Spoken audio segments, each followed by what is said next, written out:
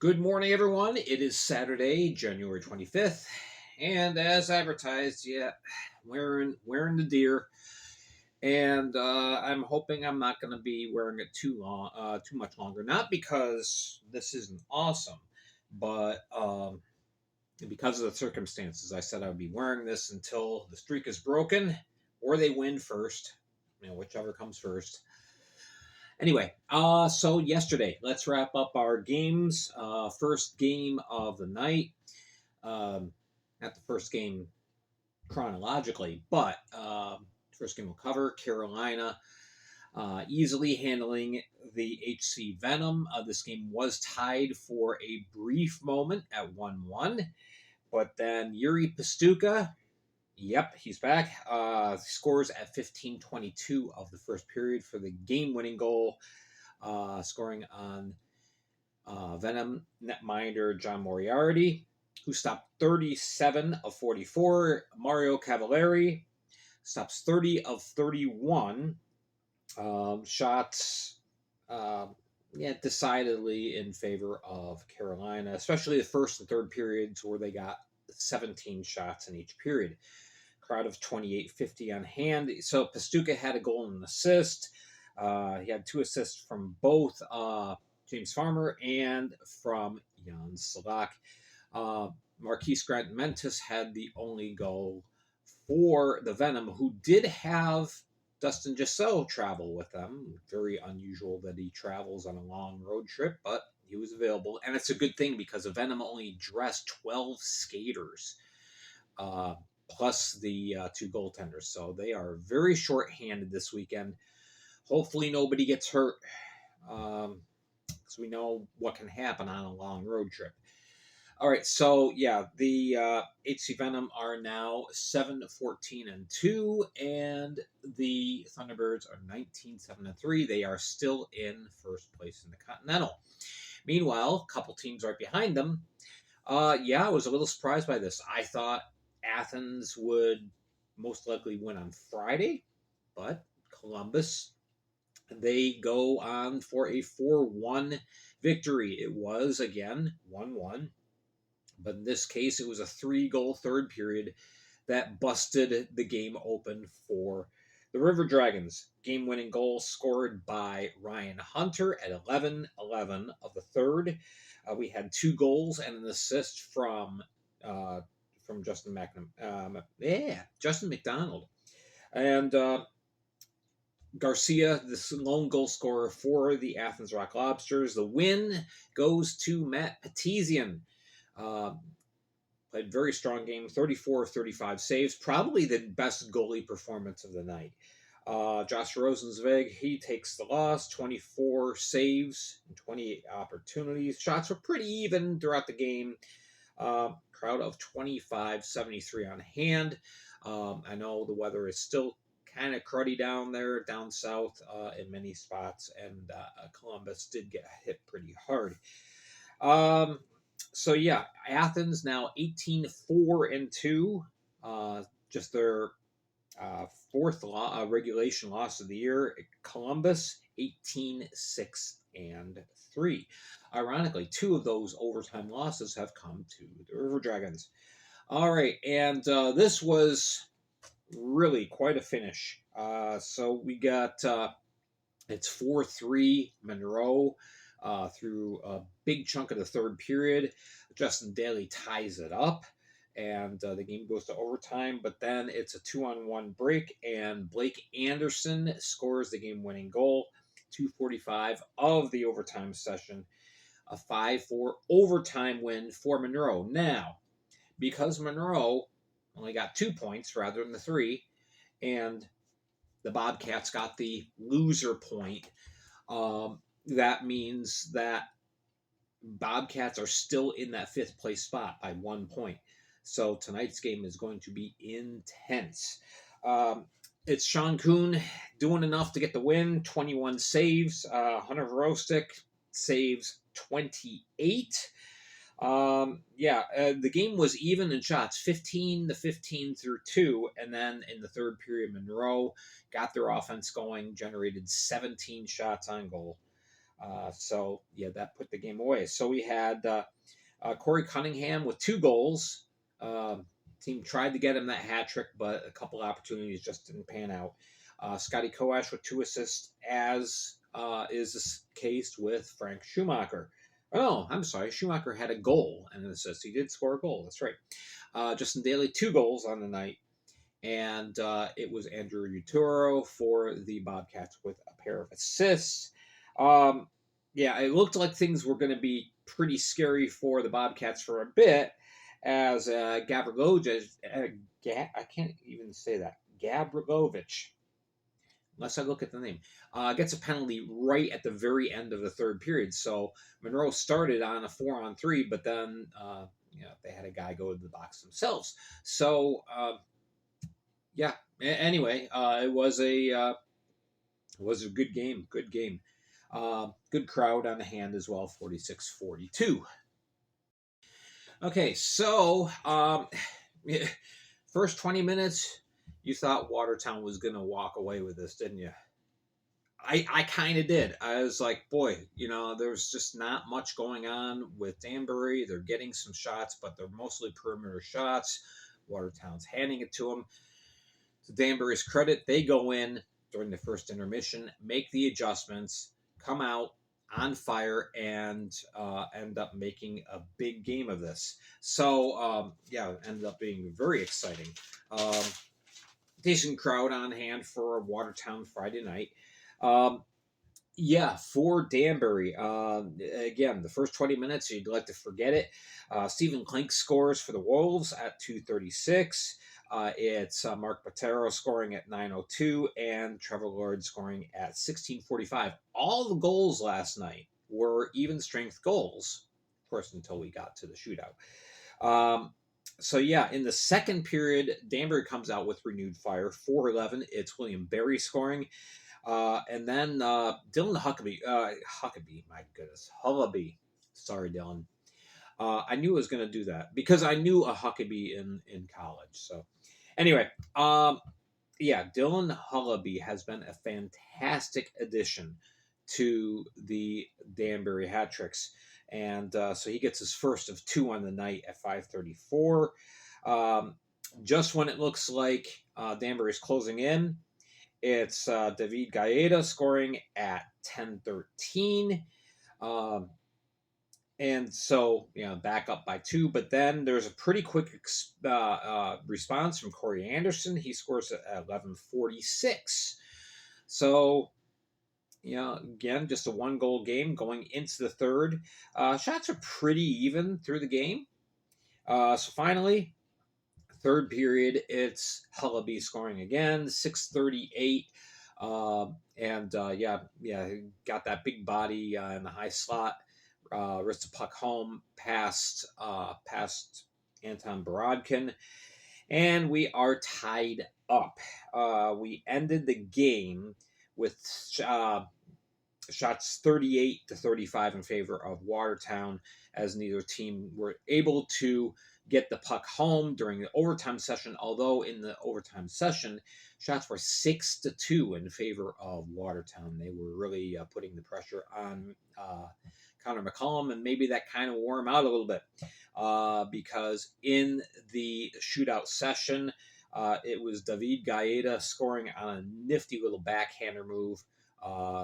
He ended up getting McCollum to commit, was able to wrist the puck home over the shoulder.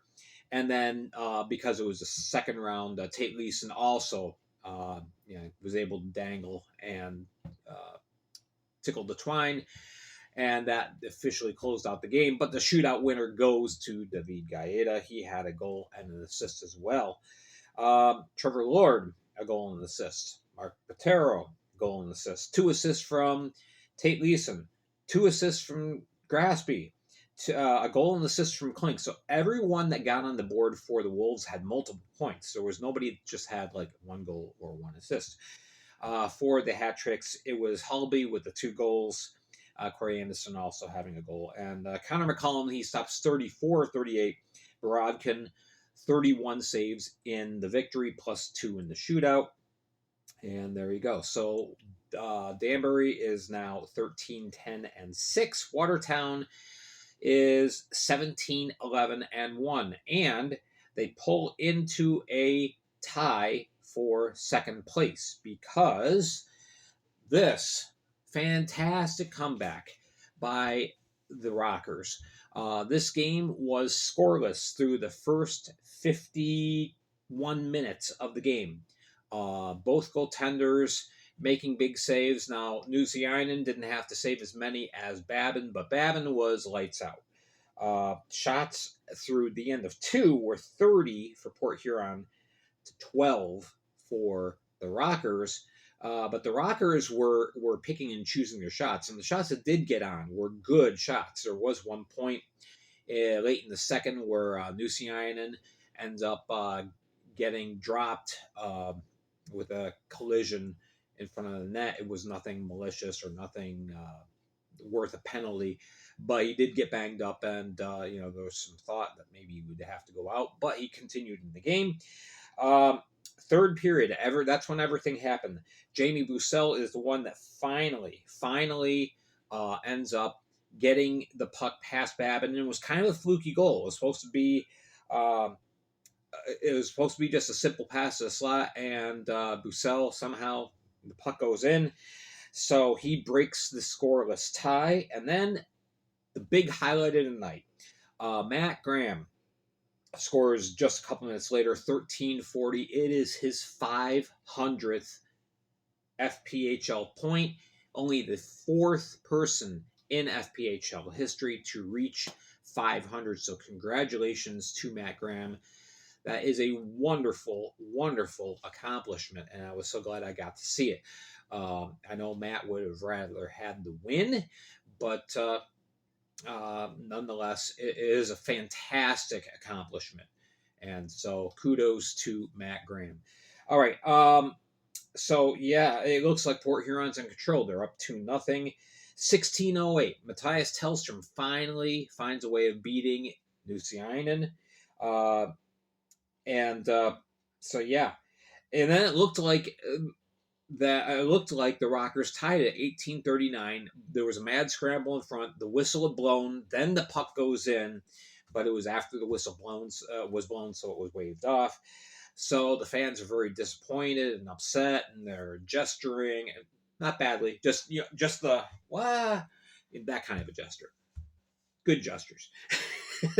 But anyway, so everybody's upset. But then 1941, with Babin pulled and with Reggie Mullet in the box, it is Josh Colton. He scores, ties it up, 1941, and that's with the extra attacker, so it was a 6-on-4 goal. And then in the overtime session, Nick Gullo, who just makes his Rocker return. Of course, he was with the Rockers at the end of last season, gets traded over from the Danbury, from the Dashers.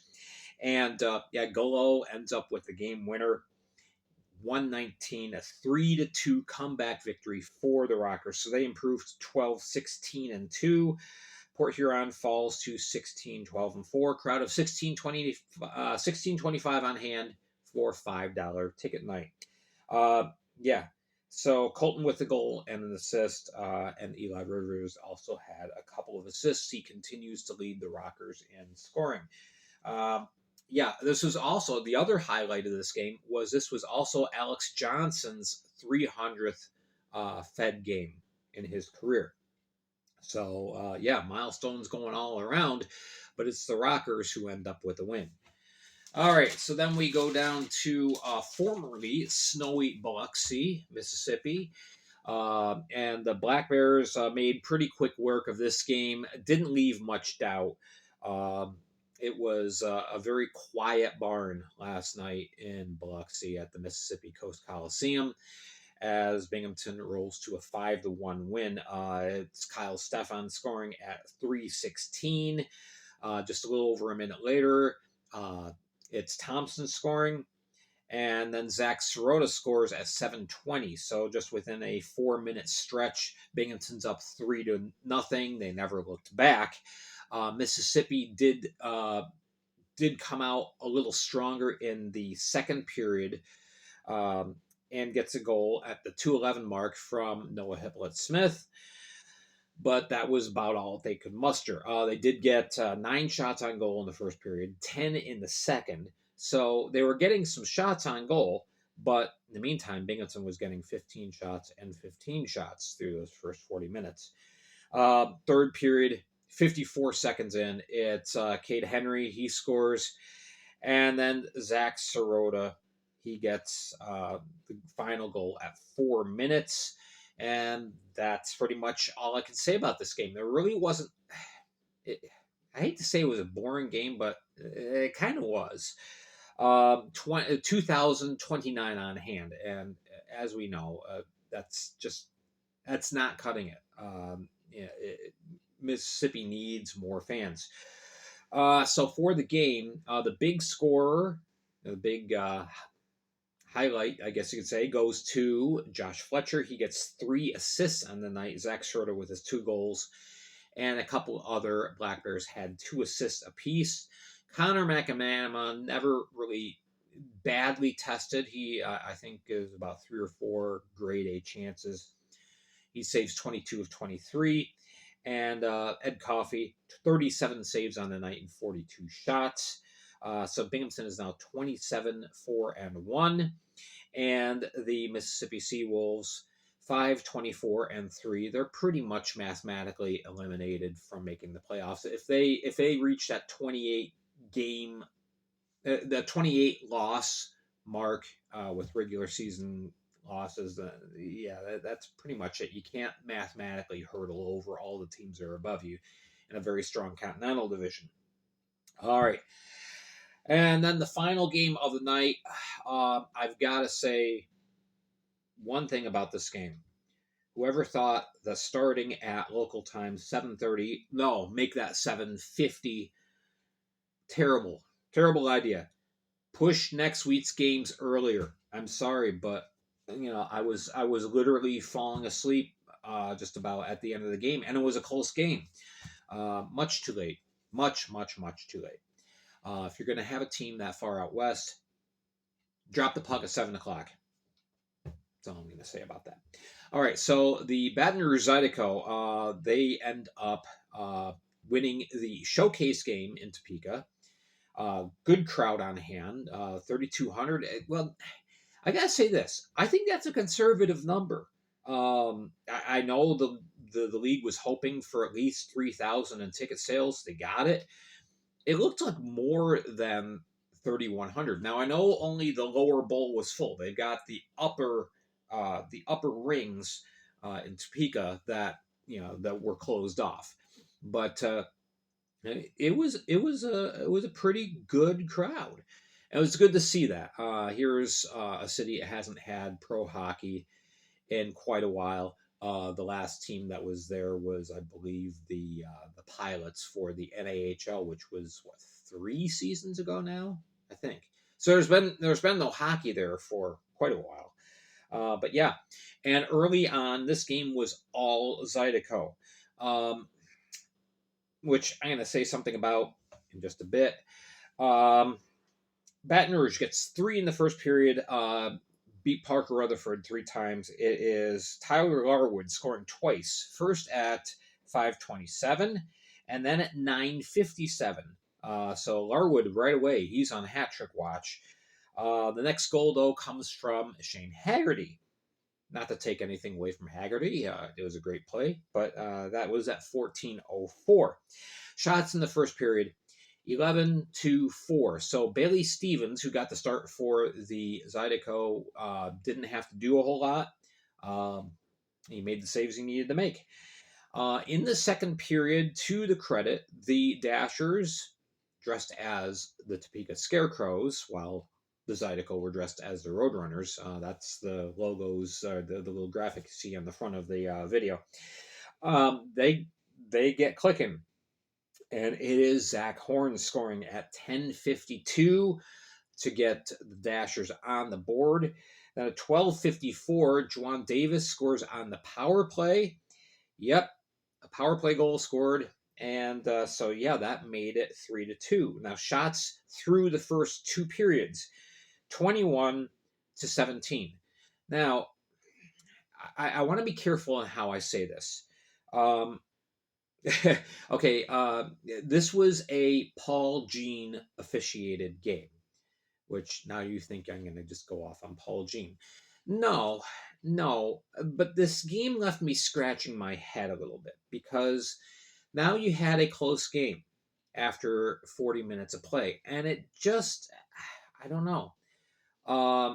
There were a couple things that were happening. I will say one bad thing that happened is Everett Thompson gets tossed at the what was it 8? No, it's the 12-minute mark, just past the 12-minute mark in the third period, and I've I know Everett Thompson enough to know that when he's pissed, he lets you know. All right. Thompson did not mouth off to the officials. All right. I don't even know if it was Gene that gave gave him the game misconduct or the other official whose name escapes me right now. But it just seemed like I don't know. It was just kind of a strange call. 4 minutes earlier, Rio Namiki had gotten tossed on a spear, which I don't know. I don't know. Stick got loose. Was it a malicious spear? I don't think so. And he gets a match penalty. Was it worth a match penalty? I don't think so. Minor? Yeah. Send him in the box for 2 minutes. But and if Thompson said anything, I think it was just that. Is just, can you please explain to me why Namiki got the gate? I don't know. The officiating just felt a little forced. Like, okay, we got a close game. We got to keep this crowd entertained. So let's help make it closer. I mean, even a lot of Dashers fans commented to me, this feels like they're giving the game they're giving pity points to Dashers. Now, it didn't convert. We ended up 3-2, game over. But I don't know. I am not here saying Gene officiated terribly. It just, again, I'm scratching my head. I'm kind of going, I don't know. And the reason why is because we have had games in the past where we know it's terrible officiating by Gene. I'm not calling him out as having mishandled this game. It felt odd. I can't explain it any other way. This is kind of strange. So anyway, for this game, Larwood gets his 2 goals. Cox with a pair of assists. he had the big nameplate Cox. It was kind of comical, but hey, that's all right. Bailey Stevens stops 21 shots. Trey Fisher for the Dashers. He had a pair of assists. Of course, he had the power play goal by Davis and also the other goal by Zach Horn. So Rutherford, 29 of 32 saves. The loss, you have the loss. The losing streak continues, but there's a couple positives I do have to give the Dashers. 32 shots allowed as opposed to 50 some or 60 some. Defense played much better, and they had 6 defensemen. That was a huge key right there. That was a big part of the Dashers playing better. And Everett Thompson, later on, he messaged me and he said to me, these guys are getting better. So, yeah, and people are taking notice. The Dashers are playing better. But were they given pity points? Maybe. Anyway, Baton Rouge 27-4 now, and the Dashers 124-3. The losing streak now stands at 25. So we'll see what happens tonight. I hope start the game on time at least. I hope it's 8:30 and not 8:50. But otherwise, I thought it was a pretty good game. So there you go. There's your wrap up for I will be wearing this tomorrow again. Will I be wearing it next week? We will see. All right, there is your wrap up for the Friday night games. We'll be back tomorrow, wrapping up tonight's games. Same 7 teams, same 7 locations. Nope, I take that back. Home and home, home and home. So the games are at Danbury at 7 o'clock and at Port Huron. Late start for Port Huron, 8:05. They have the Silver Stick tournament going on at McMorran place. So that's why we have the later start. So, Michigan fans, make sure to set your watch. No, it's a later start. All right, I'm Gary Ryan for the Fed League Flash. Thank you so much for watching. Have yourself a wonderful Saturday.